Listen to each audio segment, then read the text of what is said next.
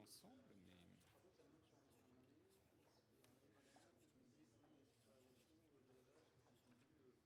Non, non, non, non, non, non, non, c'est vraiment tout le monde.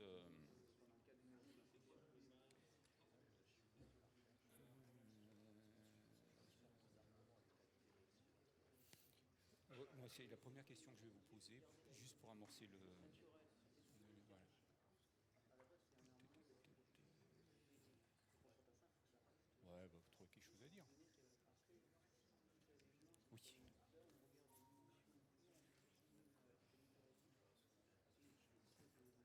Oui, non, mais...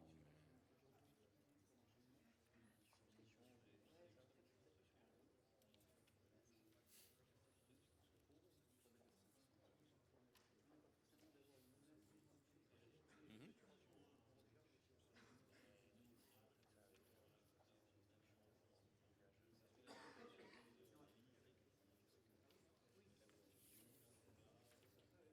Oui.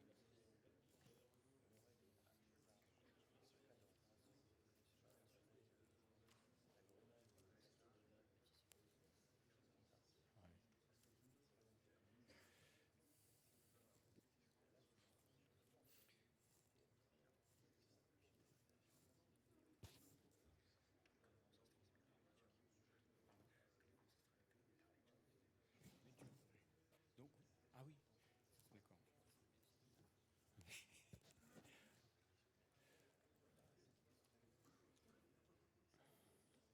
Alors, il est 11 heures. Est-ce que mon micro est branché? Non, j'entends rien.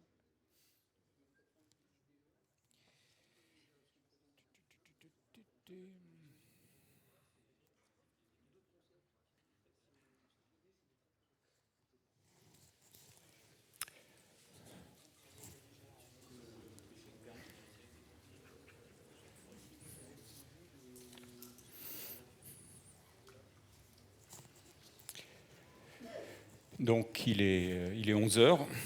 Ah oui, 11 heures, pile. Le micro est branché, donc on peut y aller. Bonjour, bonjour à tous. Euh, je me présente, je m'appelle Gilles Roy et je suis donc le cofondateur et le rédacteur en chef d'Aérobuzz. Donc ceux qui étaient là hier s'en souviennent.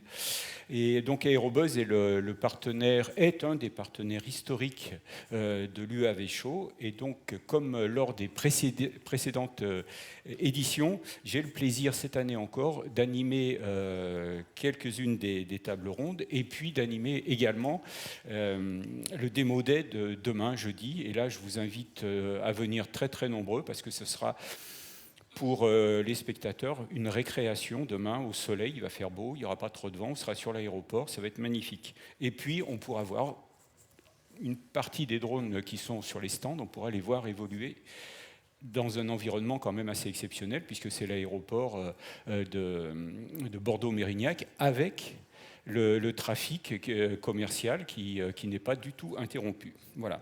Et puis peut-être que demain, en milieu de journée, on aura une surprise, mais là, si c'est une surprise, je ne vous en dis pas plus. Alors, nous l'avons vu hier déjà au cours des tables rondes. L'actualité internationale donne une autre dimension au débat qu'on a ici dans cet amphithéâtre. Donc, les échanges qu'on a eus hier étaient vraiment passionnants. Et là, je n'en doute pas qu'aujourd'hui, ça sera la même chose. Alors, ces tables rondes sont retransmises sur les réseaux Twitch et YouTube d'Aérobuzz. Ça fait aussi partie du partenariat. Donc, je salue tous nos followers qui nous regardent partout dans le monde. Et là, je n'exagère pas. Donc, dans un premier temps, je vous propose qu'on commence à débattre sur la scène, et puis ensuite, je vous donnerai la parole, je la donnerai aussi au chat, et c'est Clément qui est ici qui passera le micro et qui sera aussi le relais du chat.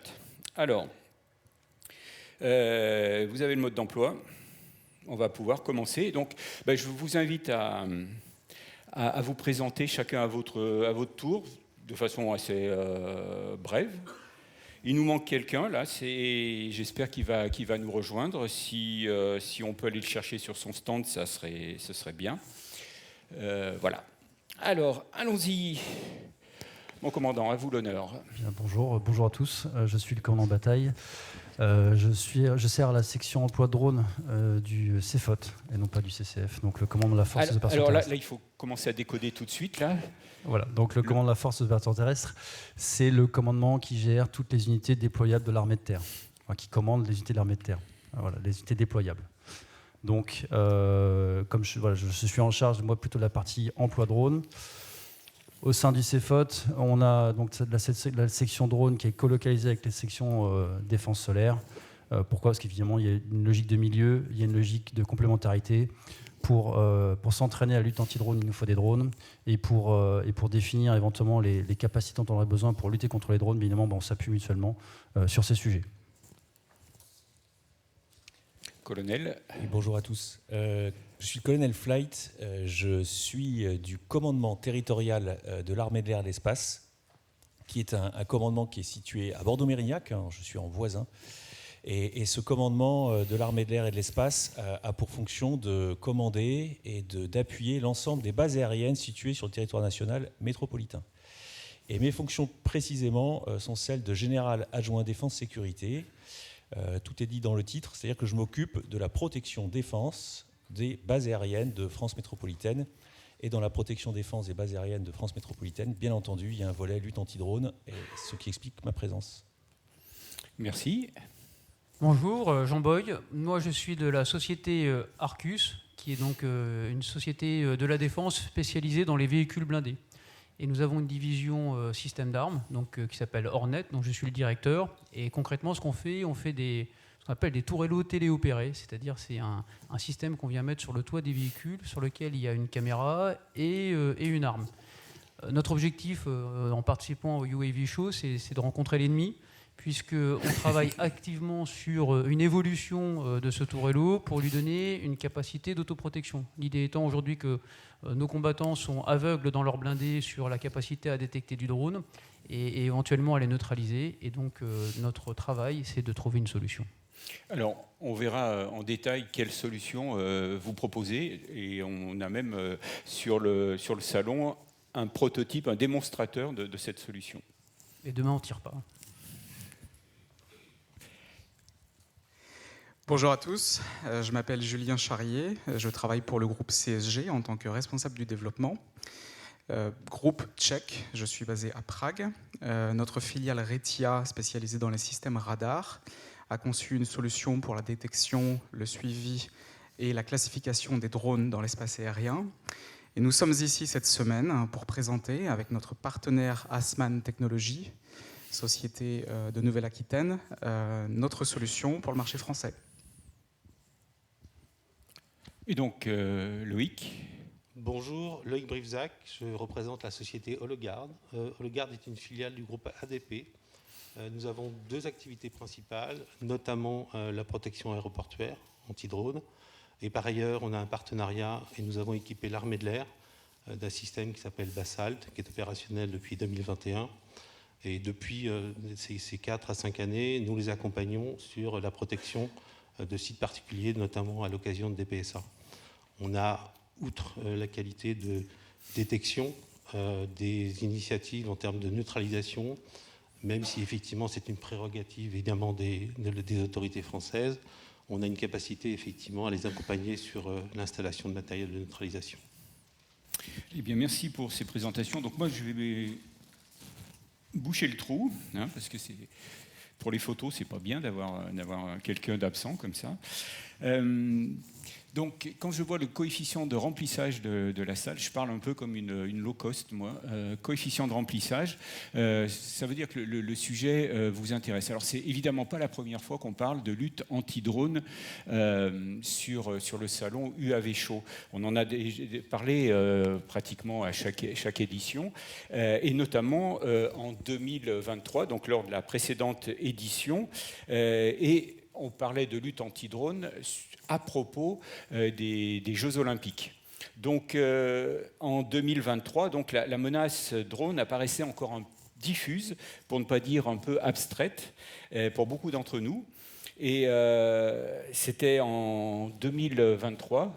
Et j'ai l'impression que ça fait une éternité quand on voit aujourd'hui que la part que prend dans toutes les discussions la lutte anti-drone, et on en a déjà parlé au cours de toutes les tables rondes d'hier des trois. Alors, 2 ans plus tard, la menace est une réalité, et ça, je ne vous apprends rien du tout, là, jusque-là. Et aujourd'hui, donc, la lutte anti-drone, comme on va le voir, c'est vraiment devenu une course de vitesse. Et on arrive à se demander si un jour l'attaque aura toujours cette avance sur la défense. Pour faire le point donc, sur la lutte anti-drone, on a réuni, plutôt le salon UAV Show a réuni un panel très très intéressant parce qu'on va voir des solutions très différentes entre celles que propose HoloGuard par exemple ou celles que propose Arcus. Voilà, donc ça, là, on a vraiment, je dirais presque les 2 extrémités. Et puis donc, si nous avons le temps, mais c'est pas sûr, je vous demanderai votre avis sur ce concept de mur anti-drone que veulent construire les Européens pour se protéger de la menace. En ce moment, c'est russe, mais elle peut changer cette menace.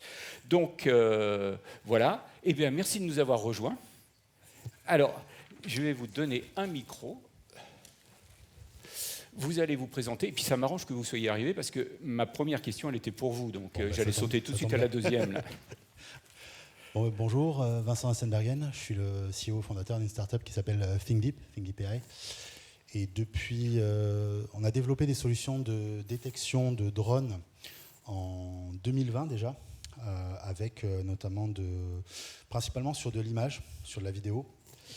Et puis on s'est aperçu que la vidéo, ça ne suffisait pas. Et donc aujourd'hui, on développe des solutions de détection, tracking, classification, multicapteurs. Et alors donc, vous avez démarré en 2020, c'était dans le milieu civil ? Non, c'était déjà dans le milieu défense. Parce qu'en fait, déjà en 2020, il y avait déjà 2020-2021, il y avait déjà la menace drone qui commençait à apparaître, mais c'était, on va dire, c'était le tout début et c'était pas aussi marqué qu'aujourd'hui. Donc on pressentait que c'était une menace, mais on n'était pas forcément aussi critique, c'était pas forcément aussi répandu, et puis les drones n'étaient pas aussi accessibles qu'ils sont aujourd'hui. Donc nous, on avait développé des premières solutions de détection basées sur des caméras fixes qu'on a mis en place. Donc quand on dit fixe, ça veut dire au sol ? Au sol, voilà, au sol, qui regarde le ciel. Il se trouve que c'est le cas idéal parce qu'on a des caméras fixes qui regardent le ciel, donc en fait on peut juste simplement détecter des variations dans l'image pour venir essayer de détecter des drones et les classifier. Mais il se trouve que ça a une limite, cette approche-là, elle est limitée par le champ de vision des caméras et par la distance à laquelle peuvent voir les caméras. Donc, et ça, vous en êtes aperçu rapidement ? Oui, bon, on s'en est aperçu dans nos tests, effectivement. Grosso modo, on était fiable jusqu'à 500 mètres. Grosso modo, on était fiable jusqu'au champ de vision de la caméra. Si la caméra peut zoomer plus, on peut aller plus loin. Mais c'est vrai que on s'est aperçu assez vite que la détection uniquement visuelle n'était pas suffisante. Et donc c'est là qu'on a commencé à regarder du multicapteur, donc avec des caméras visibles mais aussi thermiques, infrarouges, ou potentiellement de l'audio, voire du spectre électromagnétique aussi. Et ces évolutions se sont faites à quel rythme ? Est-ce qu'il y a eu une accélération, par exemple, à partir de 2022-2023 ? Ah oui, clairement. Nous, en 2020-2021, je crois qu'il y avait déjà la société Hologard qui travaillait sur ce sujet, mais on n'était pas nombreux à travailler là-dessus. Il y avait quelques startups à peine. À cette époque-là, on continuait à essayer de faire voler déjà les drones, donc on ne voulait pas les empêcher de voler, non? Oui, il y avait ça déjà, et puis comme c'était, on va dire, les drones étaient moins communs. Donc on pressentait peut-être une intrusion d'un drone, mais on ne visait pas un essaim de drone qui puisse attaquer une cible. Alors que maintenant, c'est des choses qui, avec la guerre en Ukraine, sont devenues monnaie courante et accessible à vraiment n'importe qui, quoi. On l'a vu récemment au Danemark, par exemple. Alors, Loïc, je disais tout à l'heure en introduction qu'il y a 2 ans, on parlait de lutte anti-drone en ayant comme point focal les Jeux Olympiques. On essayait de voir quelles étaient les solutions. En 2023, on était à 1 an des Jeux Olympiques. Pour me souvenir un peu des échanges qu'on avait eus, j'avais l'impression qu'on était vraiment à la traîne, à la bourre, que la menace, elle était de plus en plus importante, mais on l'identifiait pas vraiment. Et puis en face, les solutions, on essayait de les mettre en place. Les Jeux Olympiques se sont bien passés. On n'a pas eu de problème. Et vous avez déployé un dispositif pour les Jeux Olympiques. Est-ce que vous pouvez nous faire un retour de cette expérience ? Très volontiers. Je rebondis sur les termes de mon collègue. Effectivement, les investissements dans la lutte anti-drone ont pris beaucoup de temps. Quand on travaille notamment sur les questions aéroportuaires, celles que je représente, et celles des OIV de façon générale, les questions sécuritaires sont multiples. Et effectivement, la lutte anti-drone n'était pas une priorité. Et donc, on pouvait travailler notamment sur le contrôle périmétrique, des choses comme ça. Et ça n'est effectivement que l'arrivée de la menace qui a accéléré les investissements. Et les événements récents montrent qu'effectivement, il faut un incident pour que les gens, finalement, s'investissent dans ces questions-là. Copenhague en est un excellent exemple.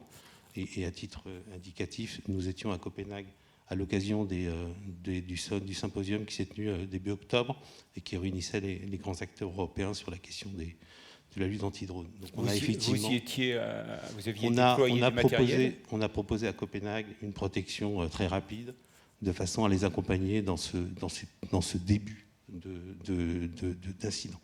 Est-ce qu'il y a d'autres, en Europe, il y a d'autres structures, entreprises équivalentes à la vôtre qui proposent également des solutions ? Bien sûr, en fait, ce qui s'est passé à l'occasion de cet événement a réuni quasiment tous les industriels, qu'ils soient locaux ou internationaux. Donc c'était le salon du AV Show avant l'heure, alors. C'était exactement ça. Alors malheureusement, c'est moins distractif, c'est plus sérieux. Mais effectivement, c'est une prise en considération le fait qu'on a au niveau des OIV, des aéroports, une réelle menace. Et ce qu'il faut savoir, ce que je retiens en fait de ces expériences, c'est que qu'est-ce que l'on cherche à couvrir dans le cas particulier d'un aéroport ? C'est notamment en fait l'interruption du trafic. Parce qu'effectivement, les compagnies aériennes perdent de l'argent et vous avez aussi un risque humain. L'idée, c'est que quand vous avez un incident sur un aéroport, ça peut être effectivement source d'une panique et les foules peuvent être infectées. Donc on ne parle pas simplement de lutte anti-drone pour protéger effectivement une prise de vue. On parle effectivement d'impact lourd sur des structures qui peuvent être effectivement assez larges et sur lesquelles les sites et les natures de sites sont sensibles, notamment sur des questions de radar ou de matériel qui sont installés sur les aéroports et qui sont d'autant plus sensibles. Juste un mot sur les JO. Je ne me permettrai pas de dire qu'effectivement, nous n'avons été que les seuls acteurs sur le cas des JO. On était déployés sur les 3 sites principaux de cette époque-là, qui étaient Lille, Marseille et Paris. Et encore une fois, nous n'étions pas les seuls. Je n'aurais pas cette prétention. Ce qu'on a réussi à faire, c'est faire un partenariat avec l'armée de l'air de façon à conjuguer ce que l'armée de l'air, ce dont disposait l'armée de l'air en termes de dispositifs, et ce que nous-mêmes, en tant qu'aéroport équipé, quelle mutualisation d'informations on pouvait réaliser. Et encore une fois, j'insiste sur ce terme-là parce que l'information donnée par un système anti-drone ne sert à rien si elle n'est pas partagée. Comme vous le savez tous, un drone, c'est 1 minute par kilomètre. Les drones récents volent à 200 km/h. Donc il vous faut du temps. Détecter, c'est une très belle chose, très important, mais il faut mutualiser l'information avec les autorités de façon à ce que dans un temps excessivement court, ils puissent réagir. Donc l'idée, c'est de maximiser effectivement la performance, l'élongation, de façon effectivement à donner du temps, et notamment la qualité de la position et la classification. Et je reviens sur l'usage de la caméra. La caméra permet une chose très importante, c'est ce qu'on appelle la levée de doute. Quand vous avez des multi-cibles, vous devez vous concentrer sur celle qui est importante. Donc la caméra va vous permettre effectivement, dans les cibles prioritaires, de donner aux autorités celles qui sont les plus importantes à neutraliser. Alors, donc on voit qu'il y a une articulation entre une société privée et l'armée. Colonel Flight, votre rôle sur un événement comme les Jeux Olympiques en lien avec la société Hologard, et comment ça s'est passé? Alors vous nous avez expliqué que votre mission première, c'était la protection des emprises militaires. Oui, alors à la fin, c'est les mêmes moyens. Donc on parle quand même des mêmes sujets. Mais effectivement, il faut quand même bien voir que les Jeux Olympiques et Paralympiques 2024 ont été un creuset d'innovation absolument fabuleux. Ça a mis en lien des acteurs qui auraient mis des années à se rencontrer en dehors de cet événement. Et ça a permis de tester des solutions techniques en mode réactif. Et d'ailleurs, c'est un enjeu maintenant, c'est comment capitaliser sur cet héritage qui, si on n'y prend pas garde, pourrait un peu s'étioler. Voilà. Parce que maintenant, on est revenu un peu dans le temps normal, et le temps normal, c'est les processus d'acquisition un peu compliqués, c'est les marchés publics, c'est tout ça. Voilà. Donc, il y a un avant et un après Jeux Olympiques. Pour nous, enfin moi, dans mes responsabilités actuelles, ça nous a amené des nouveaux matériels qui sont déployés aujourd'hui sur les bases aériennes de manière fixe et qui sont utilisés au quotidien dans un dispositif permanent de protection LAD. Alors, on n'a pas aujourd'hui l'arme absolue, on n'a pas la cage hermétique qui nous prémunit de tout danger, mais enfin, en fonction de la sensibilité des sites, on a réussi à donc obtenir des systèmes qui, par leur complémentarité, offrent un certain nombre de solutions, en tout cas de réponses aux enjeux. Voilà. Alors peut-être qu'il faut distinguer un peu. Il y a deux approches sur la lutte anti-drone. Il y a la lutte anti-drone qui accompagne des événements particuliers ou qui accompagnerait une opération militaire ou un dispositif particulier de sûreté. Là, c'est des cas où on va déployer, concentrer des moyens autour d'un site, autour d'un événement, autour d'une activité. Et là, on sera en mesure quand même, par cette concentration, d'obtenir des effets décuplés. Maintenant, dans la vie de tous les jours, sur des sites très répartis, dispersés sur le territoire, l'enjeu, il est quand même tout autre. L'enjeu de la permanence et de la dispersion, c'est quand même un défi majeur qu'il faut relever.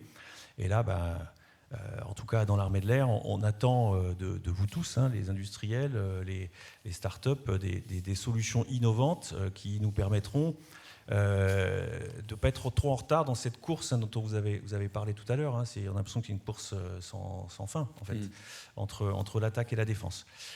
Voilà, mais en tout cas, pour revenir sur le propos initial, effectivement, pour moi, les JO, ça a été l'entrée rapide et efficace pour l'armée de l'air dans ce monde de la lutte anti-drone, avec une capacité d'équipement qui n'aurait pas eu lieu s'il n'y avait pas eu cet événement.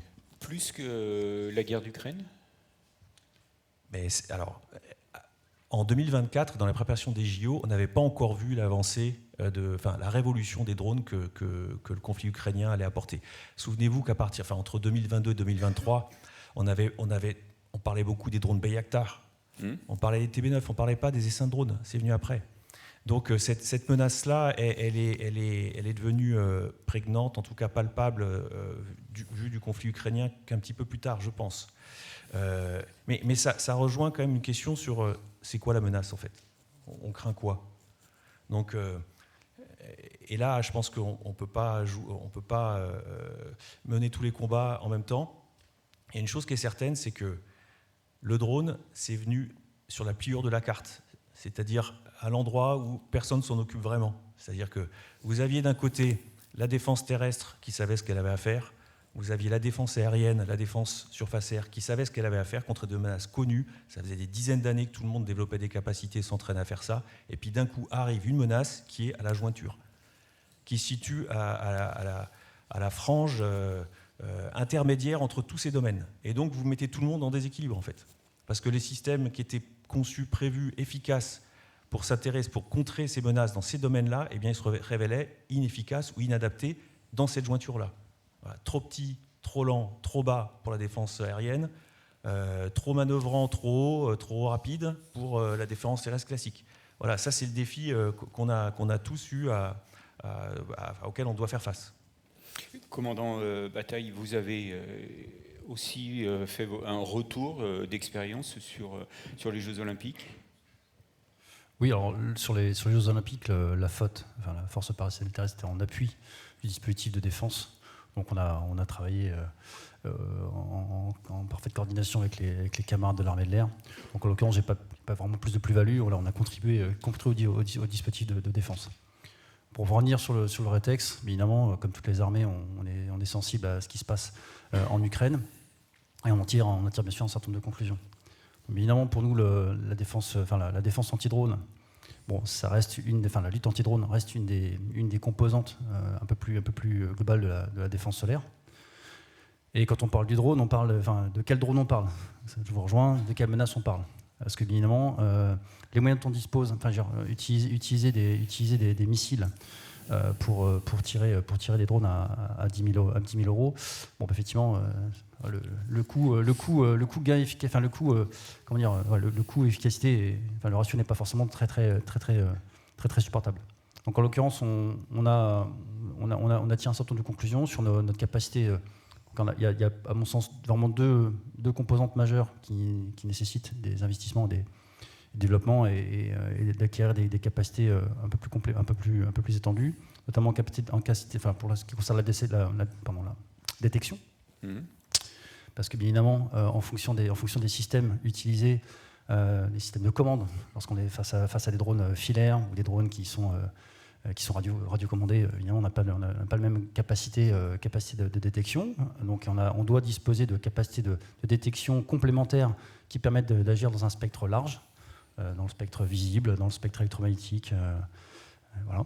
Et on a bien sûr aussi la nécessité de développer des capacités d'agression de ces aéronefs qui soient adaptées.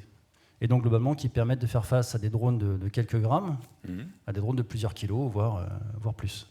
Donc effectivement, pour nous, c'est vraiment un des enjeux majeurs. Et pour ce qui concerne le déploiement de l'armée de terre, on doit aussi donc, envisager ce dispositif solaire, par son dispositif de défense solaire, de lutte anti-drone particulier, dans un déploiement qui peut être étendu, tant en largeur qu'en longueur. Bref, en l'occurrence, si on envisage la lutte anti-drone au niveau d'une division, c'est plusieurs centaines de kilomètres de profondeur qu'il va falloir pouvoir protéger, et également plusieurs dizaines de kilomètres de large qu'il faudra pouvoir surveiller.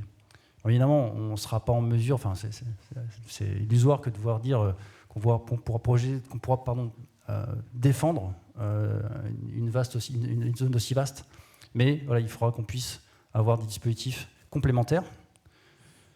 Donc, en s'appuyant sur des moyens, on va dire un petit peu tout arme, des moyens qui soient simples d'emploi, diffusables dans toutes les unités, complétés par des systèmes un peu plus sophistiqués, mis en œuvre par des régiments, notamment les régiments de défense, les unités de défense solaire de l'armée de terre, et bien sûr le tout en complément des moyens qui seraient développés, qui seraient mis en œuvre par les camarades de l'armée de l'air, dans une approche un peu plus vaste. Julien Charrier, votre système de détection repose sur l'utilisation du radar, c'est ça? Oui, exactement. Alors, peut-être avant de rentrer dans les caractéristiques du radar, aujourd'hui, pour détecter des drones dans le ciel, mes collègues viennent de l'évoquer précédemment, c'est une combinaison de multiples technologies qui nous permettra de nous rapprocher de la solution optimale. Nous, notre créneau, ça a été la solution radar, puisque nous sommes radaristes. Nous produisons des radars de différents types, et notamment celui-ci, qui initialement avait été conçu pour application militaire, l'idée étant de développer un radar 3D tactique, facilement mobile et utilisable par les combattants au front, directement. Et les forces spéciales, par exemple. Donc là, on parle de systèmes pour une défense très localisée. Alors, effectivement, on peut imaginer une bulle de 36 km, ce qui est déjà pas mal, ouais. Dans laquelle le radar va identifier n'importe quel type de cible dans l'espace aérien. Donc une cible, ça peut bien évidemment être un drone, mais ça peut être aussi un hélicoptère, un avion, tout type d'aéronef, et le radar identifie bien évidemment les oiseaux. Donc en fonction de la surface de la cible, l'objectif va être identifié à 6, 7, voire 18 km pour des gros drones. Ce qui est intéressant de savoir, c'est que ce n'est pas forcément la distance qui va intéresser les militaires, mais plutôt le temps de réaction nécessaire en fonction de la vitesse de la cible qui nous arrive dessus. Donc, néanmoins, effectivement, ça c'est des retours d'expérience directs de la guerre d'Ukraine et avec nos armées européennes. Néanmoins, le marché civil se développe en lien avec ce qui vient d'être évoqué et le résultat des Jeux Olympiques. Et donc, on voit de plus en plus des besoins civils pour protéger les aéroports, bien évidemment, mais aussi protéger les ports et les sites sensibles. Ces sites sensibles-là, ils vont avoir besoin de différents types de technologies, incluant ce type de radar. Il va y avoir des technologies de détection de type visuel, de type radiofréquence, mais aussi détection des surfaces. Et donc ce radar, il a été conçu pour s'intégrer en complément de technologies existantes, pour se rapprocher de la solution optimale, en effet. Mais pas simplement pour les détecter, aussi pour les caractériser, quelle est la menace qui m'arrive, et les traquer, les suivre. Alors, pour l'instant, donc, on n'a parlé que de détection de drones. Arcus a un système de détection, mais également de destruction. C'est le système que vous présentez sur votre stand. Alors, comme vous n'avez pas pu l'apporter, vous allez nous le décrire. Alors, je reviendrai déjà sur la notion du Colonel Flight, sur la jointure de la carte. Ça, c'est quand même essentiel dans nos armées. Chacun a son métier, et là, on est face à une nouvelle menace. Et quand on parle de cet objet petit, lent, qui vole bas, déjà, il est quasiment en dehors du scope de l'artillerie solaire, ou en tout cas pas avec la rationalité entre l'effecteur qui coûte très cher et la cible. Alors, je voudrais juste préciser une chose. Jean, vous êtes un ancien militaire. Absolument. Et vous avez été sur le terrain. Oui, enfin, comme d'autres, mais absolument. Ouais. J'étais au 1er hussard parachutiste et après au 13e régiment dragon parachutiste. Donc la problématique, c'est que face à une nouvelle menace qui ne rentre pas dans le spectre de la menace habituelle d'une unité conventionnelle, on va prendre le 1er hussard parachutiste, ils sont sur engin blindé, ils ont l'habitude de manœuvrer en prenant en compte l'élément missile anti-char, par exemple, ou la portée de tir du canon ennemi. En revanche, ce petit drone, c'est finalement un nouvel outil de destruction contre eux, et pourtant, ça relève naturellement plutôt de la défense solaire. Alors qu'évidemment, ce petit drone, il va être directement... il va être à très courte distance, quoi. C'est-à-dire c'est quelque chose, c'est un objet qui va venir se projeter sur vous. Et donc, c'est quasiment, et souvent à très basse altitude. Il va peut-être voler à 1 mètre ou à 2 mètres au niveau du sol. Et donc, ça, c'est quasiment un nouveau champ de l'espace de bataille qui se retrouve à la jointure de la carte, c'est-à-dire en fait, qui est traité par personne. Et en termes de doctrine et de finalement qui va devoir être responsable de neutraliser cette menace, je pense que le soldat conventionnel, il a déjà beaucoup de travail, la charge cognitive du chef d'engin est déjà lourde, les moyens de l'artillerie solaire sont déjà restreints et il y a déjà beaucoup de choses à surveiller. Et finalement, ce nouvel espace de responsabilité, c'est pas clair qui le porte. Donc, nous, Arcus, la philosophie qu'on a eue, c'est régler les problèmes d'aujourd'hui avec les technologies de demain. Quand on voit la vitesse à laquelle la menace, c'est-à-dire vous, les dronistes, évolue, on sera toujours en retard. Donc, aujourd'hui, on a un engin blindé, grosso modo, qui est aveugle. Quand vous êtes dans un engin, vous voyez qu'au travers de l'optronique, idéalement, si vous en avez un, les pare-brises, s'ils sont assez grands, et puis vous n'entendez pas grand-chose. Donc globalement, vous êtes aveugle. Donc l'idée, c'est, en partant de ce qui est déjà sur les engins, comment on les fait évoluer avec des technologies qui sont déjà à un niveau de développement suffisant pour que ça soit intégrable rapidement. Donc, afin d'être au plus proche, d'être le plus réactif, le plus agile possible. La contrepartie de ça, c'est que ça ne va pas être parfait. On ne va pas proposer un système parfait. Donc la promesse, c'est qu'aujourd'hui, ils sont aveugles. Il faut essayer au moins qu'ils soient borgneux. Alors ça c'est pas parfait, quoi. Mais au combat, entre avoir rien du tout et déjà avoir une première capacité de détecter, éventuellement de neutraliser, et même finalement se masquer, c'est-à-dire disparaître, et sur les véhicules qui sont actuellement en service, il y a déjà un certain nombre de choses. Il y a déjà une caméra optronique, il y a déjà une mitrailleuse, il y a déjà des fumigènes. Finalement, tout ça ne fera pas un truc parfait contre une nuée. Vous avez 20 drones qui vous tombent dessus, vous êtes mort. Je veux dire, il y a un moment où il y aura un effet de saturation. Après, à l'armée, on n'est jamais tout seul non plus. Donc il faut réfléchir aussi à l'échelon tactique de 2, 3, 4 véhicules.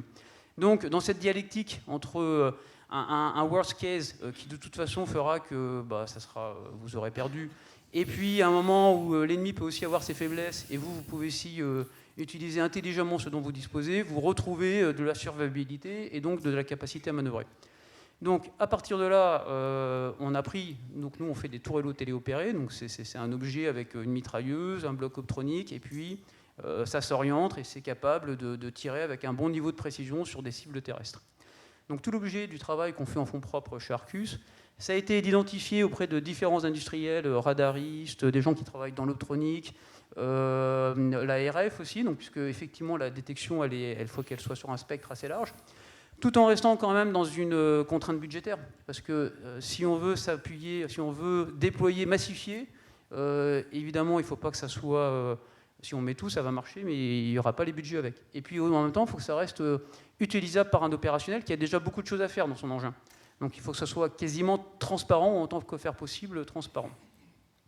Donc à la fin, on en est arrivé à commencer par un truc qui est quand même assez solide, c'est-à-dire c'est le couple radar-canon. Il y a maintenant sur le marché des radars qui ont été conçus d'entrée de jeu plutôt pour traiter sur de la courte distance des petits drones, qui vous font remonter des traces de détection sur lesquelles finalement on va venir, et ça c'est ce que nous on sait faire, donc on a déposé un brevet là-dessus, c'est-à-dire l'intégration de ce radar d'une certaine façon, vous pourrez voir ça sur le stand, rallier l'optronique dessus et faire non pas une classification comme un radar, mais une identification visuelle. Puis là, en fonction du comportement du drone, de sa distance, le chef décidera, ou l'opérateur du tourello, soit de bouger, se poster, neutraliser ou tirer ses fumigènes. Voilà. La lutte anti-drone, elle va être multicouche, et dans sa réaction aussi. Avant de tirer ou alors le brouiller. Voilà. L'idée étant, c'est que plus on pourra porter une contrainte sur la menace, plus on va gagner du temps et donc plus on va gagner une chance de survie. L'idéal étant effectivement soit de le neutraliser s'il est neutralisable par du RF, ça c'est une piste, ou alors l'engager avec l'armement de bord et avec une probability kill suffisante pour le faire tomber, ce qui ne sera pas évident parce que les drones sont de plus en plus agiles eux aussi. Néanmoins, il faudra tenter.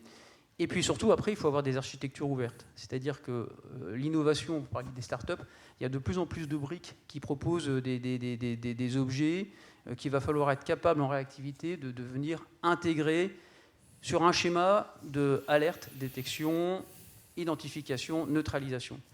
On ne va pas tout avancer sur cette boucle-là en même temps sur tout, mais il va falloir être agile pour que quand il y a une nouvelle capacité de détection, une nouvelle capacité d'alerte, une nouvelle capacité de neutralisation, venir par add-on compléter le système de façon... il va falloir peut-être descendre certains standards. C'est de plus en plus compliqué les engins. Hein. C'est bourré d'électronique, d'antennes, il y a beaucoup d'incompatibilités. Donc on a aussi un vrai enjeu en termes d'architecture. Mais si on arrive à gagner ce changement de la jointure de la carte et d'accepter d'être souple et d'essayer et d'échouer, on arrivera peut-être à rattraper un petit peu dans cette course entre le glaive et le bouclier, où aujourd'hui c'est quand même le glaive qui gagne. Alors justement, hier, on a eu une table ronde très très intéressante sur l'industrialisation, et il en est ressorti à un moment que l'innovation technologique au niveau des drones, elle était de l'ordre de 3 semaines. Donc 3 semaines, ça veut dire que la menace, elle évolue en permanence aussi. Là, aujourd'hui, là, on vient de faire un tour de table, on a parlé du drone en général, à un instant T. Mais dans 3 semaines, il va peut-être apparaître un nouveau type de drone, une nouvelle menace. Comment on peut rester en éveil en permanence et remettre en question en permanence les solutions qu'on a proposées? Éventuellement, on peut parler, effectivement, dans le cadre des évolutions, ce qu'on connaît actuellement, c'est ce qu'on a évoqué actuellement, c'est la détection du mouvement, la détection visuelle ou la détection en fait, du signal. Derrière, effectivement, les ondes. En fait, on a un problème majeur, ce sont effectivement les ondes. Les sujets qui n'ont pas été traités actuellement sur la base des dispositifs existants, c'est notamment 4G, 5G. C'est effectivement la capacité à se déplacer de façon furtive. Donc l'investissement, et je pense que l'IA en fait partie, c'est effectivement la partie communication, parce qu'effectivement, à part le drone totalement autonome, qui effectivement ne va être détecté que par son mouvement, et donc notamment la technologie radar, ce que l'on craint le plus, c'est le drone qui se déplace sur des très très longues distances, parce qu'effectivement, il se déplace via des réseaux. Or, des réseaux, il y en a partout. Donc, il y a multiples, entre guillemets, problématiques. Actuellement, on a une configuration radar, gonio, RF, caméra. Effectivement, il va falloir ajouter quelque chose sur les ondes et sur le transport du signal. Il y a une chose dont on parle beaucoup, on parle matériel. C'est très très bien le matériel, et les industriels font des évolutions majeures. Il faut parler logiciel.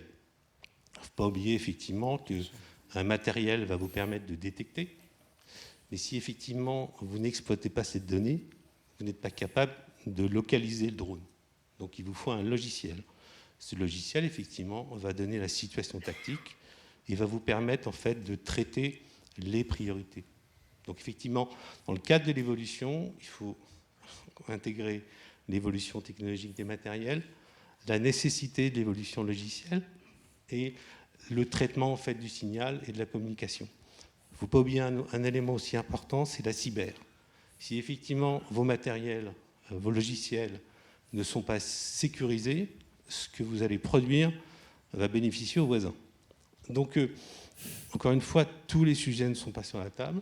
Il va y en avoir beaucoup. On en traite déjà. Il y a des sujets qu'on a identifiés qu'on va traiter. Mais je suis d'accord avec vous, il en reste à devenir. Alors, quand on parle de logiciel, là, je me retourne vers vous. Cet après-midi, on va avoir une table ronde sur l'intelligence artificielle, drone et intelligence artificielle, et on verra que les deux sont étroitement liés. Alors, il ne faut pas déflorer la table ronde de cet après-midi, mais je pense quand même que vous pouvez apporter un éclairage au niveau des logiciels. Oui, alors sans gâcher le plaisir de la table ronde de cet après-midi. Juste, c'est tout à fait vrai, et je rebondis là-dessus. Sur la partie intelligence artificielle, il faut voir que les modèles d'intelligence artificielle qu'on a aujourd'hui, ils apprennent à partir d'exemples. Ils se basent sur des exemples et sur des données. Sauf que, notamment sur de la vision, mais c'est vrai aussi pour les autres spectres, quand on veut détecter un drone, on va devoir lui fournir des exemples de ce drone pour qu'il les identifie. Le problème, c'est que quand on se retrouve face à des drones artisanaux, des drones qui sont manufacturés, dont la forme, des drones FPV qui changent comme ça, hein, ça peut prendre n'importe quelle forme, c'est compliqué au niveau IA. Et donc, du coup, ça veut dire que niveau intelligence artificielle, il faut aussi être capable de s'adapter en permanence, d'être capable de réentraîner des modèles avec peu de data, avec potentiellement des équipements qu'on a vus une seule fois, voire qu'on n'a jamais vu pour détecter. Peu de data et peu de temps non plus. Et peu de temps aussi, tout à fait. Et donc et ça c'est un challenge aujourd'hui technique. C'est comment on est capable d'avoir alors c'est plutôt sur la partie détection, mais ça rejoint la partie tracking et derrière neutralisation. C'est comment on est capable, et je pense que vous en parlerez cet après-midi, de comment on est capable d'entraîner des modèles d'IA frugaux qui peuvent potentiellement être embarqués, parce qu'il y a aussi les contraintes matérielles de les embarquer sur des tourellos, sur des drones, sur des vecteurs, donc qui sont faiblement consommateurs en ressources, frugaux en termes de ressources, frugaux en termes de données, frugaux en termes d'entraînement. J'ai pas 10 000 exemples, j'ai pas quelqu'un qui va labelliser 10 000 drones pour l'identifier, et en même temps qui sont capables en plus de détecter dans des temps très courts, parce que ce soit sur les différents spectres, la détection et la classification, elle doit intervenir, alors sauf si on est très très loin, auquel cas on a un peu plus de temps, mais quand le drone il est à moins d'un kilomètre, il faut que la détection elle soit instantanée et fiable. C'est-à-dire que derrière, il y a aussi la question des faux positifs, c'est-à-dire qu'on rentraîne les modèles, il ne faut pas qu'en les rentraînant, demain, on détecte un hélicoptère comme un drone, des choses comme ça. Donc il y a des challenges techniques aussi sur la partie logicielle qui sont là aujourd'hui l'état de l'art sur laquelle tout le monde travaille. Donc c'est une adaptation permanente à la menace. Les militaires, ils s'adaptent comment ? En temps de paix, les militaires ont-ils la force de réaction aussi rapide ? Parce que là, tout à l'heure, vous avez parlé de, je ne sais pas lequel d'entre vous a parlé de budget, mais on en revient à ça. Alors, il y a plusieurs façons d'aborder le sujet. La première, c'est le retour d'expérience des théâtres d'opération. Je pense que c'est quand même très important qu'on ait des entités qui regardent de près ce qui se passe sur les hotspots les plus chauds de la planète. Certes, mais ça veut dire aussi qu'il faut que ce retour d'expérience ne soit pas ponctuel, mais qu'il soit permanent, continu. Oui, tout à fait, mais il l'est. Il l'est. Je crois qu'il y a suffisamment d'observateurs éclairés de ce qui se passe dans les conflits partout dans le monde pour nous alimenter. Après, encore faut-il relativiser certaines choses, puisque ce n'est pas parce qu'un mode d'action est en usage quelque part qui peut être réplicable chez nous. Je crois qu'il faut aussi garder la tête froide. D'ailleurs, c'est un des enjeux de la LAT, c'est ne pas rentrer dans la surréaction. Parce qu'on parlait de la menace, mais quelle est-elle ? Enfin, s'il s'agit de se soustraire à des vues ou des captations d'images, le danger, il est où réellement ? Si c'est se soustraire à des attaques complexes type Spiderweb, c'est pas la même chose. Donc de quoi parle-t-on ? Alors comment on s'adapte ? Si la technologie ne nous donne pas une solution immédiate, et ça peut être le cas, il y a des mesures organisationnelles, tout simplement. Et là, à ce titre-là, et d'ailleurs dans mes fonctions, c'est un sujet que je développe beaucoup, c'est revenir à des vieilles recettes en fait. D'une part, c'est former des personnels à ouvrir les yeux en permanence et à être attentifs, à se sentir concernés comme étant des capteurs potentiels, que ce soit dans ou en dehors des emprises militaires. Et puis, on va revenir à des vieilles recettes, dispersion, durcissement, camouflage et autres. Voilà. Donc, vous savez, j'ai ressorti, un camarade m'a ressorti un field manuel de l'US Army de 1944, et qui est un guide du camouflage des bases aériennes.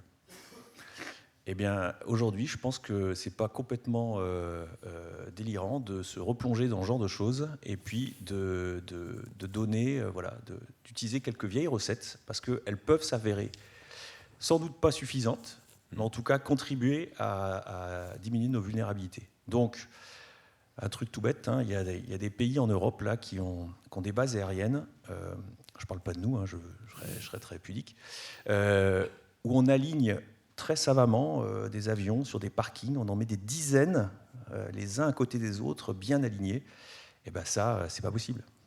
Dans un schéma, aujourd'hui, il faut quand même compliquer la vie de l'ennemi, il faut lui donner quelques dilemmes.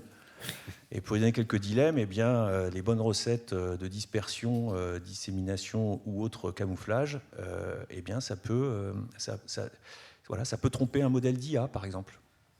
Donc là, c'est des choses sur lesquelles nous, on souhaiterait bien travailler avec aussi les sachants comment on trompe un modèle d'IA sur de l'optique avec quelque chose qui va brouiller la forme, voilà, leurrer un capteur optique sur des leurres. Voilà un peu comment on peut s'adapter. Hein. Quand on n'a pas la solution magique technique, il faut trouver des solutions organisationnelles et puis être un peu malin. Mm-hmm. C'est aussi votre avis, commandant Bataille ? De toute façon, oui, bien sûr. Enfin, il n'y a pas de rupture entre l'armée de l'air et l'armée de terre. Enfin, on a vu tout à l'heure qu'il y avait des plis, hein, donc. Alors, bien, enfin, donc je rejoins parfaitement le Colonel. Effectivement, la solution peut pas revenir. Enfin, la solution ne peut pas être exclusivement basée sur des équipements. En l'occurrence, quand on parle de capacité, on utilise un prisme assez connu, le DORES. Hein, donc, on travaille sur la doctrine, sur l'organisation, sur nos ressources humaines, ainsi de suite. Et donc, en l'occurrence, effectivement, on peut réutiliser des savoir-faire comme le guérérien, hein, qui étaient des savoir-faire qui ont un petit peu disparu, un petit peu du spectre, parce que les engagements précédents rendaient ce gué un petit peu moins nécessaire. Bon, ben, on revient à des bonnes vieilles techniques qui sont efficaces, qui ont donné entièrement satisfaction. C'est pas la réponse, mais ça peut venir compléter en partie une partie de nos besoins. Ensuite, bien sûr, on va jouer sur l'organisation et sur nos procédures. Effectivement, si on n'est pas capable de déceler, en termes de coordination, il y a des enjeux extrêmement importants de coordination. Effectivement, ne pas avoir de faux positifs, ne pas neutraliser nos propres drones. Mais en fonction du cadre d'engagement, lorsqu'on sait à peu près d'où vient l'ennemi et donc d'où va venir la menace, on peut arriver sur des choses extrêmement simples. Hein. Voilà, ce qui arrive en face, c'est pas de chez nous. Donc ce qui arrive en face, on le détruit. Voilà, ça peut être très très simple. Voilà, dit comme ça peut paraître un peu bête, mais effectivement, c'est une mesure organisationnelle qui ne coûte rien et qui peut répondre en partie à la menace. Voilà, évidemment, encore une fois, tout ça n'a de sens que si c'est combiné, si c'est organisé et si c'est entraîné, évidemment. Alors, là, vous faites le lien avec le point suivant, c'est-à-dire, une fois qu'on a détecté, qu'on a suivi, il faut neutraliser. Alors, on a vu l'exemple d'Arcus qui est très très ponctuel, mais par exemple, pendant les Jeux Olympiques, quel était le processus envisagé une fois que Hologuard avait détecté un drone hostile? Qu'est-ce que vous en faites là? Vous le gardez pour vous? Vous le passez la patate chaude à l'armée de l'air? Je ne vais pas m'approprier le métier des autorités. L'idée, c'est ce que j'ai expliqué tout à l'heure, c'est que le logiciel et les capteurs vont donner la piste, la cible. L'idée, c'est de transmettre le plus rapidement cette cible aux autorités. Donc c'est assez simple. Vous communiquez effectivement simplement un SMS. Vous donnez la position GPS du drone. Tout à l'heure, vous disiez qu'un drone avance à 1 km à la minute, voire plus. Vous pouvez le SMS, moi, des fois, il me faut plus d'une minute pour faire un SMS. Non, c'est pas ça. L'idée, c'est que ce qui se passe, c'est que vous visualisez le drone. Donc, vous êtes certain que c'est un drone, vous l'avez classifié. À partir de ce moment-là, le logiciel donne sa position exacte en termes de GPS et il est suivi. Donc effectivement, même si effectivement il va très vite, il est suivi sur la situation tactique sur l'écran. À ce moment-là, vous envoyez effectivement, alors je dis le SMS, ça peut être autre chose, mais l'avantage du SMS, c'est que l'autorité reçoit ça sur son téléphone et automatiquement, ayant le point GPS, elle peut se diriger sur le drone. Effectivement, après, il y a une question de mobilité.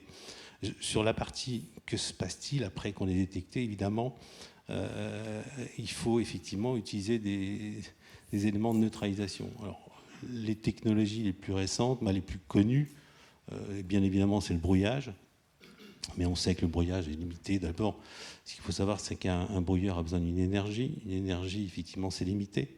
Donc, si effectivement vous avez 200 drones qui vous arrivent pendant 4 heures, il faut beaucoup d'énergie pour les neutraliser. Donc, le brouillage est un élément, mais ça n'est pas effectivement forcément l'élément ultime. Après, effectivement, et je pense que les autorités pourront confirmer ou infirmer, on a utilisé des technologies laser et on parle beaucoup aussi de leurrage, ce qu'on appelle effectivement le spoofing.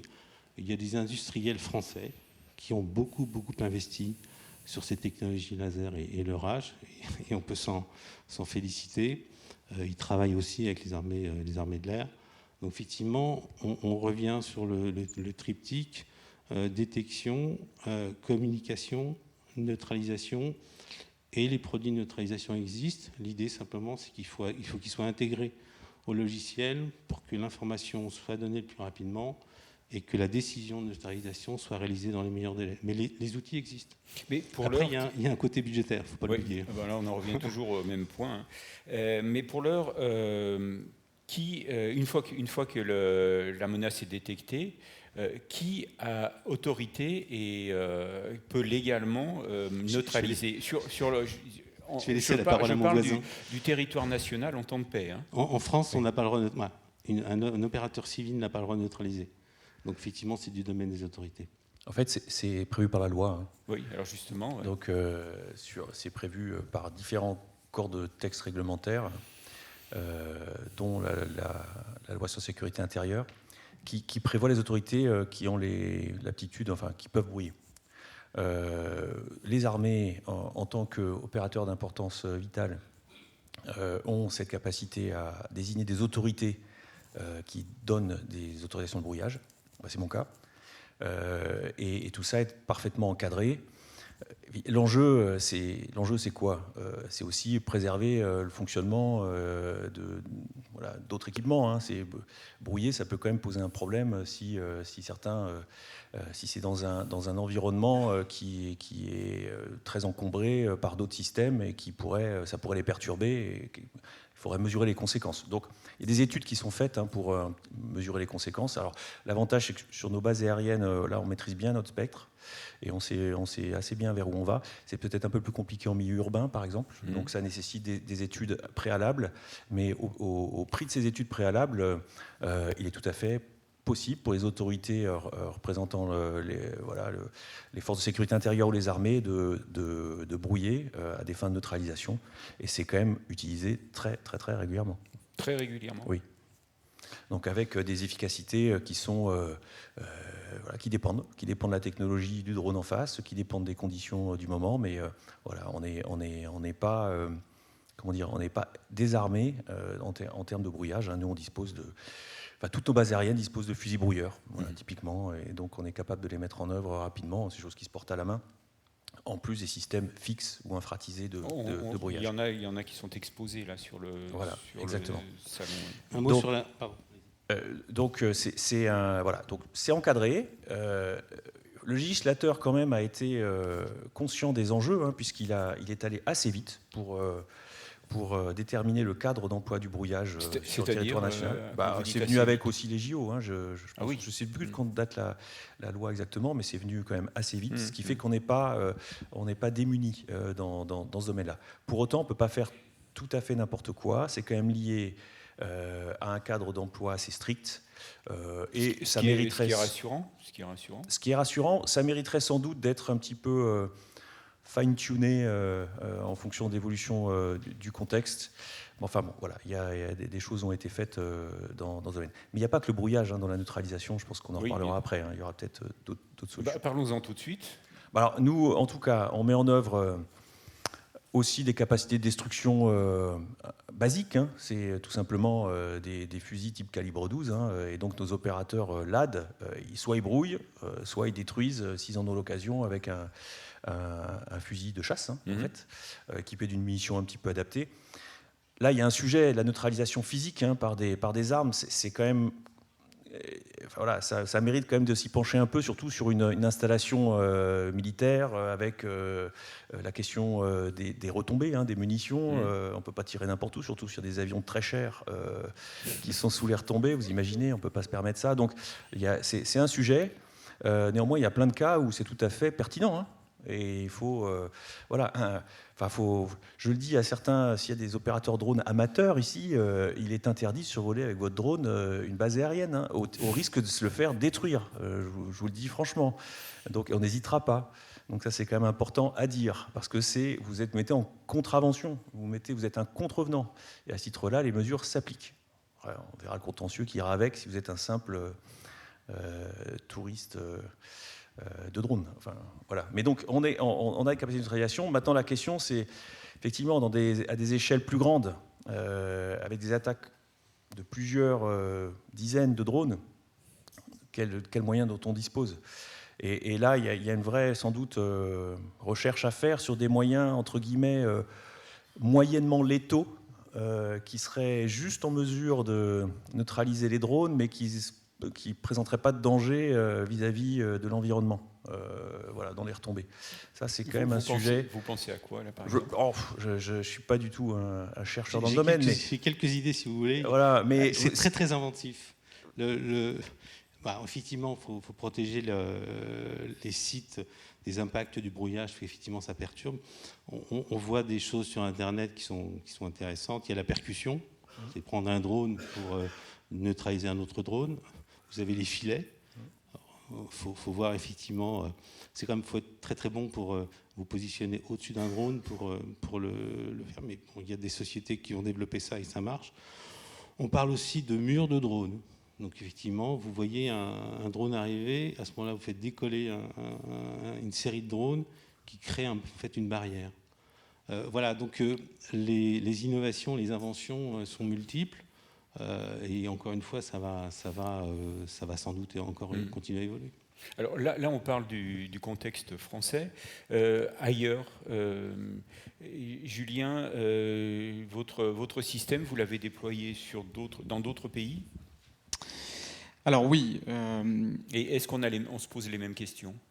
Alors on se pose exactement les mêmes questions. L'environnement est juste différent. Il va faire soit plus froid, soit plus chaud, soit il y a plus de drones non coopératifs, ce qui peut être le cas dans les pays baltes par exemple, notamment à la frontière russe, où là effectivement le spoofing, on va dire, c'est la règle.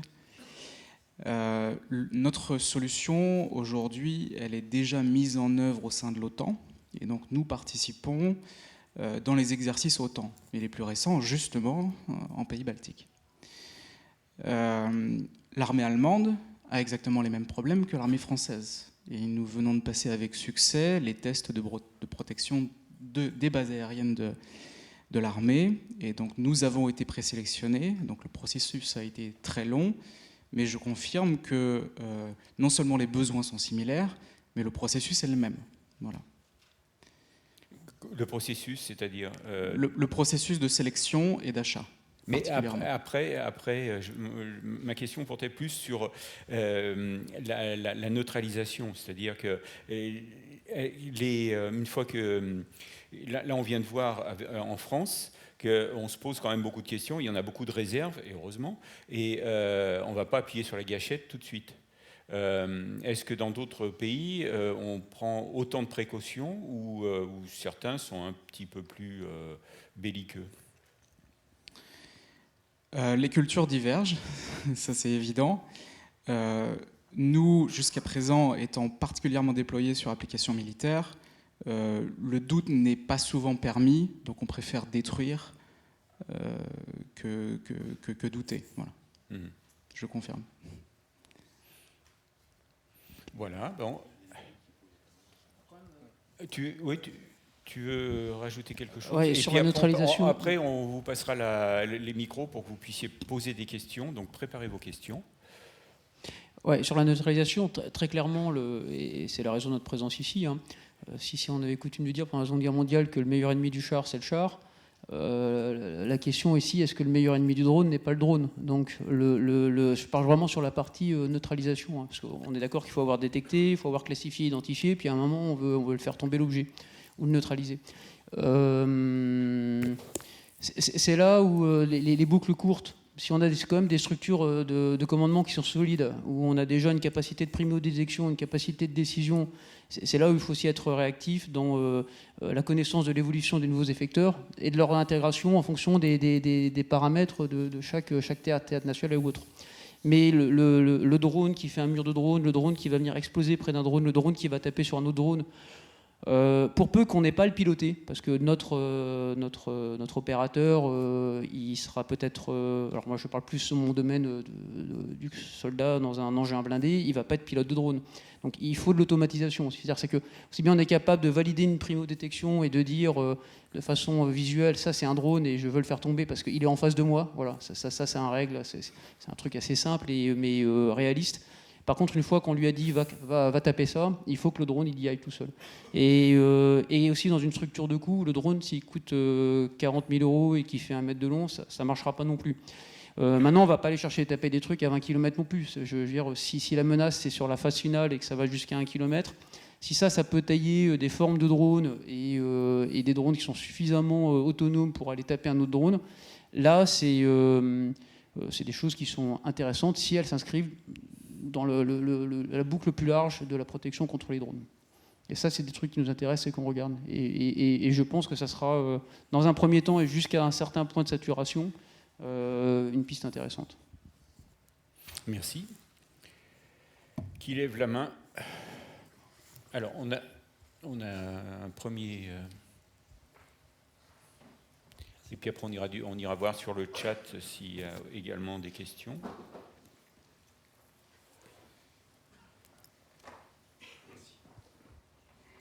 Bonjour à tous, Jean-Gabriel Geffray pour le CIFED au sein de l'École de l'air et de l'espace.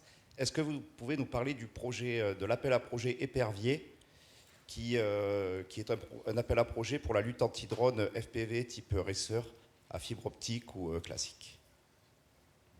Alors là, la question, tous les regards sont tournés vers le même. Oui, il date du mois d'octobre, très récent. C'est un appel d'offres de l'AID qui vient de sortir. Alors, je leur avais promis pas de questions pièges. Merci, la première, là, ouais. Non, il y a des personnes qui pourront peut-être mieux vous en parler parmi les visiteurs. Voilà.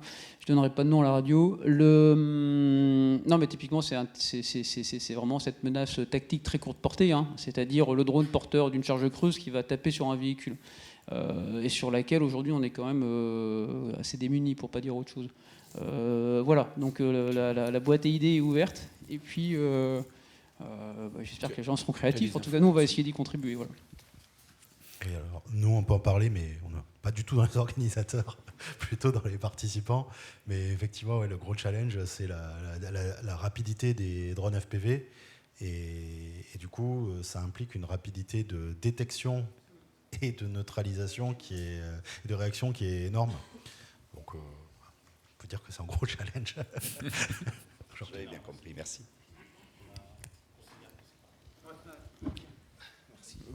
On a effectivement regardé cet appel d'offres, mais on a renoncé. C'est trop compliqué.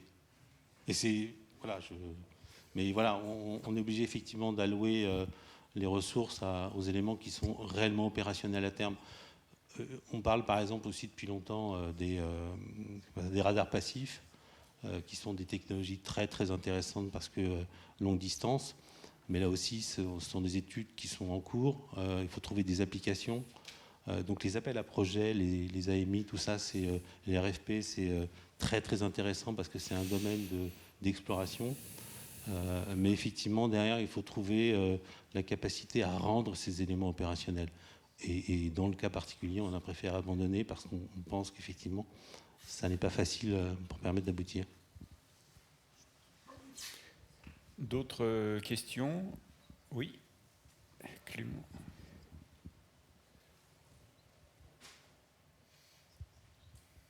Bonjour tout le monde, je m'appelle Tony Hedworth, je suis de la Marine britannique. Je voulais partager quelques expériences qu'on a au Royaume-Uni. On a eu beaucoup de succès avec ce qui est là, détecter, traquer et neutraliser, dans une seule plateforme. La plateforme s'appelle Wildcat, c'est un hélicoptère. Et détecter, c'est avec un radar MTI in Air Mode ou Surface Mode. Donc, c'est très bon pour détecter les drones. Et traquer, c'est avec MX-15 DI, une caméra qui est stabilisée, très bon, qui marche très bon.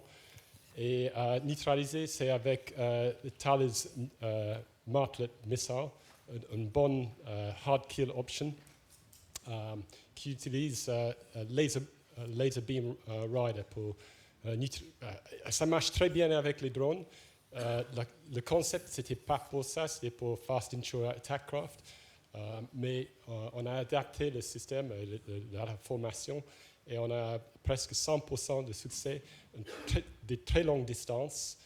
Et je voulais savoir s'il y a d'autres systèmes dans une seule plateforme comme ça, peut-être quelqu'un ici qui peut marcher comme ça, ou des plans, de détection avec une radar, traqué avec une caméra qui est stabilisée et neutralisé avec un missile laser beam rider. Laser beam rider, c'est bon parce que on peut pas, le brouillage, ça ne marche pas. Et c'est bon dans la maritime. Dans la maritime, c'est pour protéger plus ou moins les bateaux. Ça, c'est... je ne sais pas si on a parlé de ça. J'ai raté un peu le briefing, mais... Oui, alors la capacité sur une seule plateforme, alors on va se mettre en terrestre, parce que sur en terrestre, en fait, après la difficulté, ça va être d'abord la difficulté de la détection, hein, c'est-à-dire en fonction du type de drone qu'on veut traiter. Hein, si on parle de Shahid ou qu'on parle d'un micro-drone, on n'est pas du tout sur les mêmes données d'entrée. Hein. Donc si on veut taper, détecter loin, haut, il va falloir un gros radar qui ne sera pas forcément sur la même plateforme que l'effecteur. Donc si on prend l'exemple de la roquette guidée laser, comme vous dites, alors c'est effectivement une piste intéressante hein, qui a été étudiée et même pensée en France, alors sans rentrer dans les trucs, mais c'est un sujet sur lequel on a déjà travaillé il y a une dizaine d'années, puisque le couple... c'est vrai que le guidage laser est intéressant, mais le guidage laser, ça veut dire tracking, capacité à déposer un spot laser sur une cible qui va assez vite, et avec suffisamment de précision et d'énergie pour que l'autodirecteur de la roquette accroche. Et puis il ne faut pas non plus que l'objet qui vole soit assez coopératif, puisque une roquette, ça, à la différence d'un missile, ça a peu de capacité de varianter. Donc une fois qu'on lui a donné un basket, si l'objet sort du basket, la roquette, elle ne sert plus à rien. Donc en fait, malheureusement, il y a quasiment un type de solution par type de menace. Et c'est ça aussi qui complexifie. C'est-à-dire, peut-être sur le Shahid, et c'est ce qu'on voit en Ukraine, donc là, il n'y a pas de secret. Hein, le type de solution que vous développez, il y a des sociétés américaines et puis même d'autres en Europe qui travaillent là-dessus, hein, sur typiquement ça. Le couple primo-détection avec un radar sur le véhicule ou pas. En général, il y a une primo-détection longue distance. Après, il y a plus un radar type conduite de tir qui va ramener l'optronique, puisqu'il faut une boule optronique, puisque dessus il y a un désignateur avec une identification visuelle, et après dépose de la tâche et tire de la roquette. Ça marche pas mal, mais ça traite vraiment que une partie de ce type de truc. Ça marche pas pour d'autres qui sont plus loin ou trop rapides ou trop évasifs. Voilà, donc on peut, mais à la fin, il faut quasiment une plateforme par type de menace, quoi. Je simplifie un peu, mais colonel. Alors, dans l'armée de l'air, ce qu'on a expérimenté, c'est l'usage des hélicoptères en lutte anti-drone, mais il y a quelques années déjà, et ça continue à être utilisé dans certains cas. On ne dispose pas de moyens de détection à bord des hélicoptères qui sont compatibles de la détection drone. Donc c'est forcément ça provient d'un système de désignation. Après, ce qu'on sait faire, c'est brouiller à partir de l'hélicoptère avec un brouilleur du même type que celui qu'un opérateur au sol dispose. Hein. Donc ça a quand même certaines limites, mais ça peut fonctionner. Et enfin, pour la neutralisation, là, on utilise tout simplement des tireurs de précision, des tireurs d'élite qui vont engager la cible. Donc, typiquement, ça fonctionne. Ça a prouvé que ça fonctionnait. On l'a testé grandeur nature sur des drones, voilà, de type, des drones fixed-wing, type Shahed, des trucs qui vont entre 60 et 90 nœuds et qui volent à peu près droit, quoi. Pour du quadcopter FPV, c'est quand même beaucoup plus compliqué. J'ajoute un senseur quand même, effectivement, c'est la caméra thermique, le FLIR, où aujourd'hui, c'est quand même pas tout à fait optimisé pour détecter des petits drones qui, par leur technique, émettent quasiment aucune, enfin, qui n'ont pas de contraste thermique en fait. Hein. Autant un drone avec un moteur thermique, on va pouvoir l'identifier, mais autant un quadcopter avec 4 moteurs électriques, il diffuse quasiment rien. Donc le contraste sera quasi nul. Il est très difficile à détecter avec un système optronique type infrarouge. Si je peux me permettre également, donc, également, on travaille bien, on a émis un certain nombre de besoins également pour des plateformes, pour des plateformes autonomes, des moyens effectivement qui permettent la détection et l'agression à partir d'un même véhicule. Mais là aussi, il faut être cohérent. C'est-à-dire globalement, s'il vous faut un groupe électrogène 2 fois plus gros que votre véhicule, bon, finalement, la mobilité tactique que vous avez gagnée avec le fait d'avoir tous un seul véhicule, vous l'avez perdu parce que vous avez une remorque énorme à transporter. Par ailleurs, également, effectivement, il s'agit de faire face à la menace drone. Mais si pour faire face à cette menace drone, vous avez une signature électromagnétique qui fait qu'en fait, vous devenez limpide pour l'adversaire parce que vous allez dévoiler tout votre dispositif de défense. Donc, normalement, vous exposez peut-être d'autres moyens que les drones, comme par exemple l'artillerie, un truc très classique. Donc c'est pour ça qu'en fait, encore une fois, en fonction des armées et en fonction bien sûr des approches qu'on va avoir, soit sur une défense de base, une défense d'un point sensible particulier ou une défense de zone, on aura besoin d'outils différents. Et on devra intégrer ça également dans le dispositif global pour faire en sorte que cette capacité de lutte anti-drone soit cohérente avec les autres capacités qu'on va mettre en œuvre, soit défensives, soit offensives.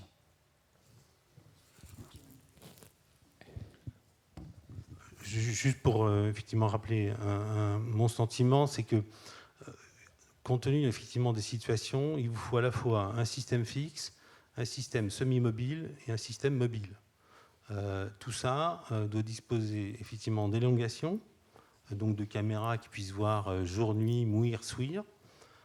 Et en plus, il vous faut, quand on rajoute le laser et le brouillage, de l'énergie, donc des capacités. Donc avoir un système aussi complet, aussi lourd, fixe, mobile, semi-mobile, c'est un peu compliqué.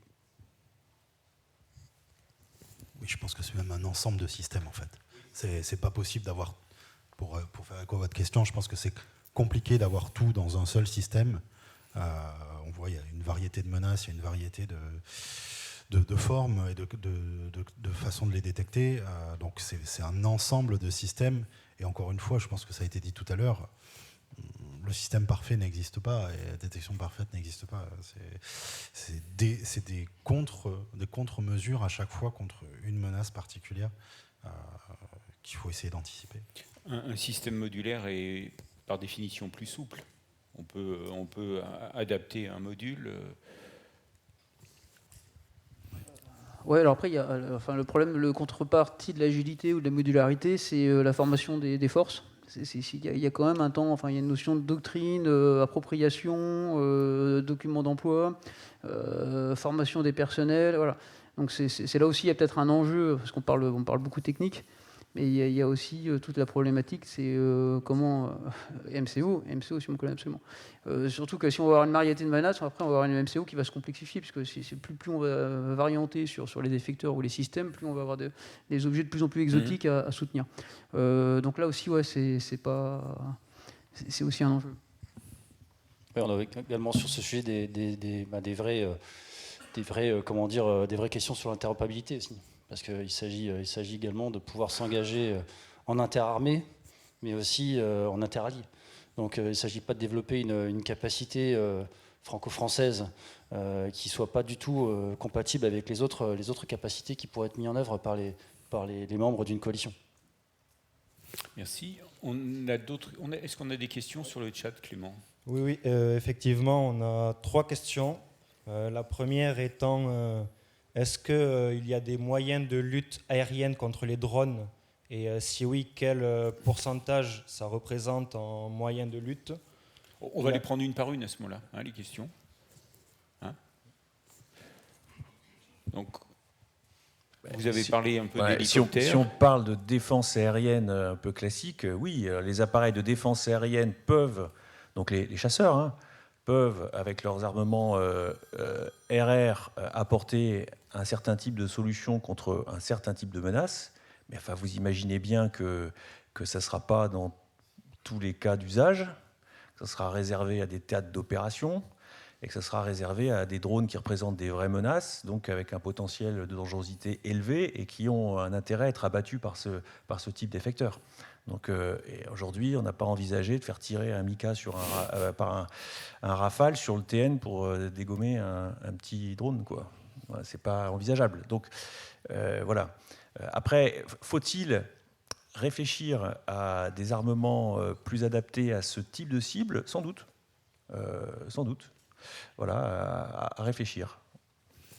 Clément, donc, la deuxième. La deuxième question est actuellement, est-ce qu'on peut imaginer un conflit armé où le drone serait la force principale, soit du pays allié, soit du pays ennemi? Je pense que c'est... Oui, j'ai le micro, j'en profite, mais je pense que c'est clairement le cas en Ukraine, hein, où on assiste quand même à une situation inédite. J'ouvre une parenthèse, c'est pas parce qu'elle est inédite en Ukraine qu'elle est réplicable ailleurs, hein, mais elle est inédite parce qu'effectivement, il y a une bande quasiment de 10 km où on ne peut pas mettre un être humain sans qu'il soit immédiatement frappé par un drone FPV s'il lève la main. Ça, c'est quand même vraiment nouveau. Voilà. Donc, est-ce que c'est le premier... Voilà, ça ouvre une nouvelle ère dans les conflits futurs. Peut-être. Il est même dit que pour aller ravitailler les soldats au plus proche des lignes de contact, on ne peut plus y aller en véhicule, il faut des drones terrestres, quoi. Donc, demain, on se demandera s'il faut encore des gens. Enfin, et donc, comment on mesurera le score à la fin? Donc, je pense qu'on est dans une évolution qui doit interroger les penseurs stratégiques d'aujourd'hui. Commandant? Il y a des vrais enjeux, bien sûr. Oui, les drones. Ne pas intégrer les drones et la menace drone dans les opérations terrestres serait suicidaire, clairement. Néanmoins, je pense que dans tous les affrontements, il y a d'abord des volontés, et ensuite il y a des hommes, de manière très très très très basique. Pour tenir le terrain, il faut des hommes. Et voilà, en l'occurrence, oui, on fera appel bien évidemment à tous les panels possibles, drones, moyens anti-drones, robots. Mais in fine, on sait quand même que malgré tout, quand il faudra tenir le terrain et préparer la stabilisation, il faudra des hommes. A priori, les robots négocieront difficilement les conditions de paix.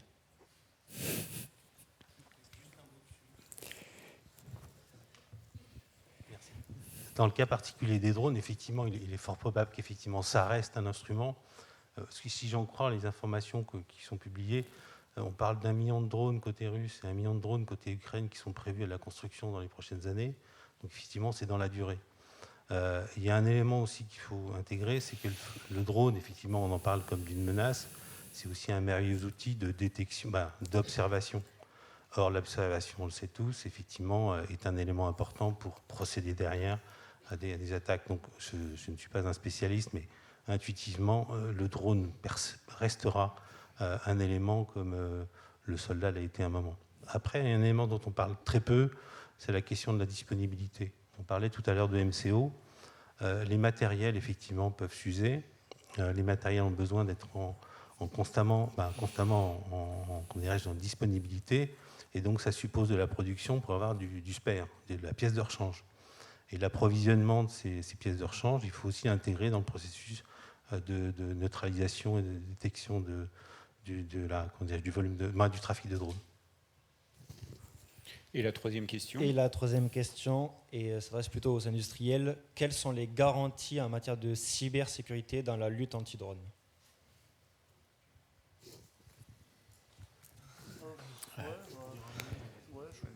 En tout cas pour le programme Scorpion, hein, c'est un des éléments, je pense que c'est le premier programme majeur armée de terre où la cybersécurité est nativement dans le design des équipements. Donc ça a été aussi une révolution pour nous. Hein.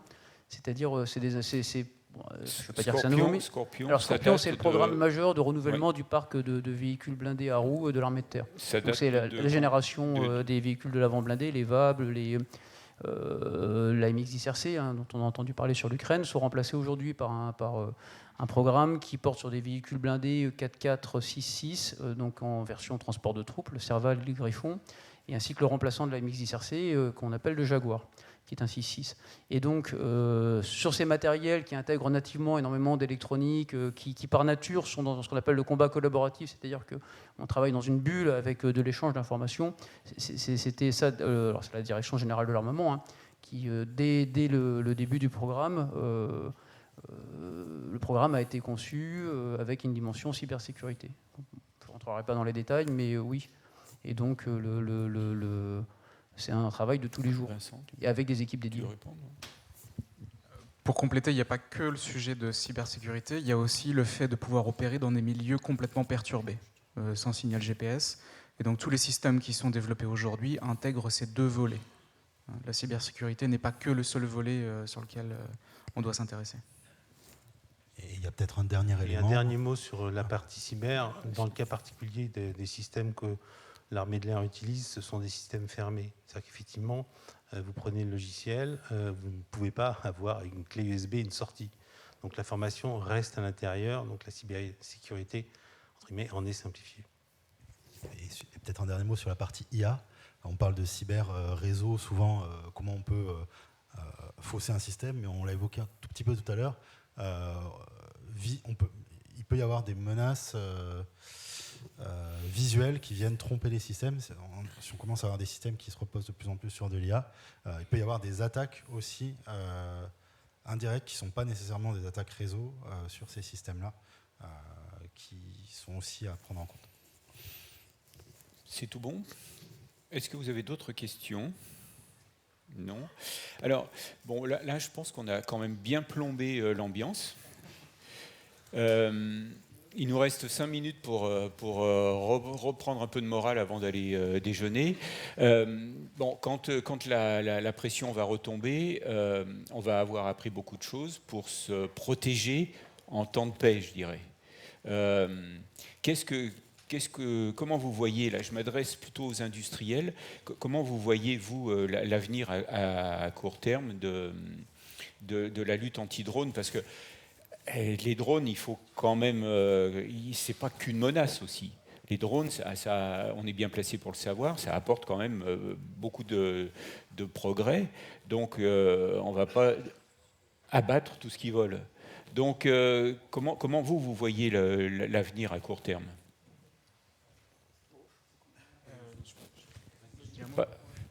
Alors, à court terme, on voit de plus en plus d'outils d'aide à la décision qui vont s'intégrer au sein des différentes plateformes. Quand on parle d'outils d'aide à la décision, ça va être de l'intelligence artificielle. Et ça va s'intégrer dans les outils de détection, de suivi, de neutralisation, partout, concrètement. Maintenant, aujourd'hui, on n'envisage pas que les tâches de neutralisation soient automatisées à 100%.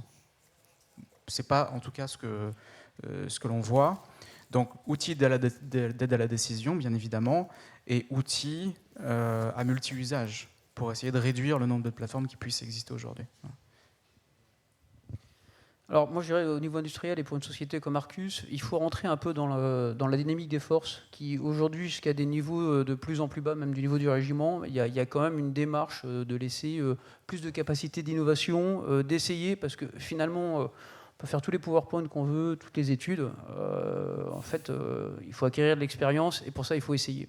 Donc pour nous, ça a beaucoup de conséquences parce que accéder à un régime, tirer sur un drone qui vole en France, pour un industriel, c'est pas possible. Parce que c'est pas prévu par les régimes de champ de tir, donc ça rentre dans une démarche expérimentale, donc ça suppose un soutien d'une façon ou d'une autre de l'État. On ne réglera pas le problème si on ne commence pas à essayer, quoi. Donc aujourd'hui, très clairement, on a des pistes intéressantes. On s'inscrit dans une démarche, mais il faut que on accepte plus le risque, plus l'échec. Il faut qu'on fasse des choses pour apprendre, parce qu'en fait, si on n'acquiert pas de l'expérience, on ne pourra pas nourrir notre réflexion. Donc ça, je pense que... Et ça, c'est à faire en coopération avec ce qu'on appelle la STAD dans l'armée de terre, hein, c'est une organisation qui est plus sur la partie technique, mais même dans les régiments, il y a de plus en plus d'initiatives. Alors, nous, les industriels, ça nous coûte cher, les heures, et c'est du fonds propre, donc on ne peut pas démultiplier et tout faire, et tout n'importe. Et je reviens sur... on fait des choix, quoi. Mais nous aussi, on comprend aussi que si on va être plus agile, il faut qu'on soit capable de prendre plus de risques. Alors, du risque mesuré, parce que derrière, on a des sous et des investisseurs, mais on ne s'en sortira pas autrement. Bien, merci bien.